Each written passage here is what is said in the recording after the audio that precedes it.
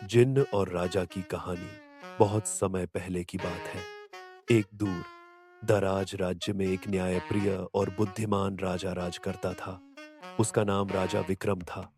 वह रोज अपने राज्य की प्रजा की समस्याएं सुनता और उनका समाधान करता।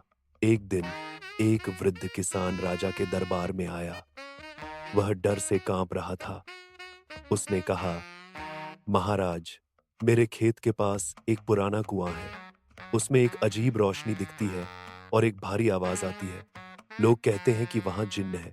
राजा ने पहले तो इसे एक अफवाह समझा, पर जब कई और गांव वालों ने भी यही बात कही, तो उसने खुद जाकर देखने का निश्चय किया।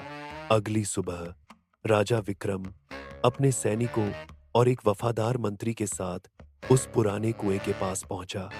जैसे ही वे पास पहुंचे, तेज हवा चलने लगी और अचानक एक गाढ़ा धुआं कुएं से निकला और उस धुएं में से प्रकट हुआ एक विशाल जिन्न।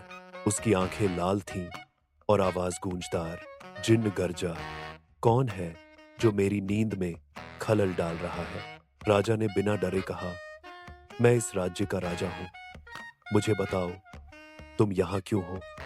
जिन्न थोड़ी देर चुप रहा, फिर बोला, मैं इस जगह में 100 सालों से बंद हूं। पुराने समय में एक साधु ने मुझे यहाँ कैद कर दिया था क्योंकि मैं गलत काम कर रहा था। लेकिन अब मैं बदल गया हूँ। अगर तुम मुझे आजाद कर दो तो मैं तुम्हारी 3 इच्छाएं पूरी करूंगा। राजा ने सोचा और समझदारी से जवाब दिया, मैं तुम पर तभी भरोसा करूंगा जब तुम पहले मेरी एक परीक्षा पास करोगे।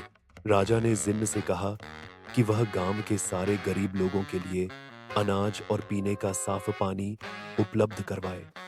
अगर वह सच में बदल चुका है तो ये काम खुशी से करेगा। जिन्न ने तुरंत बादलों को बुलाया, बारिश कराई और कुछ ही पलों में सूखे खेतों को हरा भरा कर दिया। फिर उसने चमत्कार से कई कुएं और तालाब बनाए।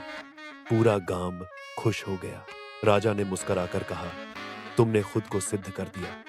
अब मेरी बाकी 2 इच्छाएं यह है, मेरे राज्य में कोई भूखा न रहे और लोग एक दूसरे से प्रेम करें।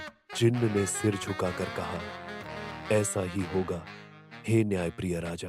इसके बाद जिन्न आसमान में विलीन हो गया और वो कुआं फिर कभी न गूंजा। सीख, मॉरल ऑफ द स्टोरी, हर शक्ति का उपयोग अच्छा या बुरा दोनों तरीकों से किया जा सकता है। सही मार्गदर्शन और विश्वास से बदलाव संभव है और एक सच्चा नेता वही है जो दूसरों के भले के लिए अपनी इच्छाएं छोड़ दे।